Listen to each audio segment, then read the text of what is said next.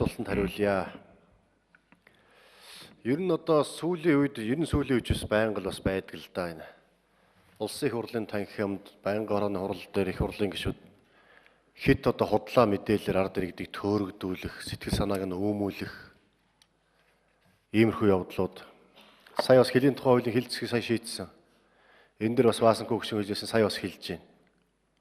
Худлаа үгийг 1000 давтахаар үнэн болдог гэж тийм байдлаар ерөөсөл худлаа хэлээ үгийг л 1000 давтаал ард түмнийг эргэлзээнд оруулаад улс төрчдийг албан тушаалтнуудыг гүтгэл гүжирдээ дайвал үнэн болчтой гэж бодоод байгаа бол бас тийм байхгүй.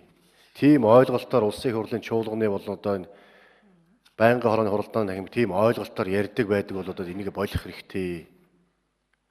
Ард түмэн бас үнэн зөвийг буруу зөөгс ялгадаг болцсон үнэн худлааг. Хэлийн тухай хуулийн асуудал ярьж байна. Хэлийн тухай хуулийн дээр хэлийн бүсийг 100 км гэж хуучин байсныг 15 км болгоод буур нуур эзэгэн болох гээд байна уу гэдэг асуудлыг асууж байна. Тийм зүйл байхгүй. Хэлийн тухай хуулинд хэл орчмын нутаг дэвсгэр хэлийн бүс, хэлийн зурус, хэлийн шугам, боомт гэдэг ойлголтууд тус тустай ойлголтууд байгаа. Хуулиасаа уншчих хэрэгтэй. Хэлийн шугам тустай.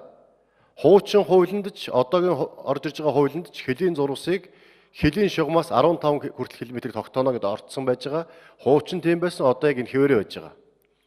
Өнөөдөр хүчин төгөлдөр үйлчилж байгаа хуучин хуулиндаа хэлийн бүсийг 100 км тогтооно гэж үз байсан. Энийг өөрчлөлт хэл орчмын нутаг дэвсгэр гэж өөрчилж байгаа.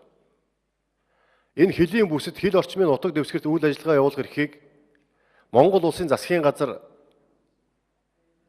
зөвшөөрлийг олгоно.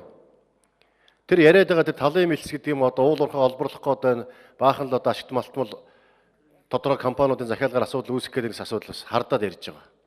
Тэр чинь ярьж байгаа тэр талын мэлтсэлсгээ ордууд чинь их говийн дархан цаастай газарт байж байгаа. Тэр дархан цаастай газар нутгийн хил хязгаарыг Монгол улсын их хурлал өөрчилдөг. Засгийн газар ч тийм эрх мэдэл байхгүй. Ийм байдлаар одоо юу гэдэг ард иргэдийн толгойг угаасан говьлсон одоо хилийн цагдаа болох гээд байна гэж бас баахан өмссөн. Тийм үг хуулийн нэг ч үг үсэх байхгүй. Хил хамгаалах байгууллага хуучин явж ирсэн. Одоо яг тэр хэвээрээ хил хамгаалах байгууллага гэж явж байгаа.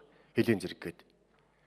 Иймэрхүү байдлаар одоо бас гишүүд маань хэлж байгаа үгэнд аль болох бодиттой мэдээлэлээр асуудлыг аль болох мушгиж говьлохгүй байх талаас нь сандаж байгаа чи. Энэ одоо ярьж байгаа асуудлууд чинь ингээл Монгол улсын тусгаар тогтнол хил хязгаарын аюулгүй байдал хангагдахгүй болчих юм биш байгаа гэдэг байдлаар иргэд маань эргэлзэж байна.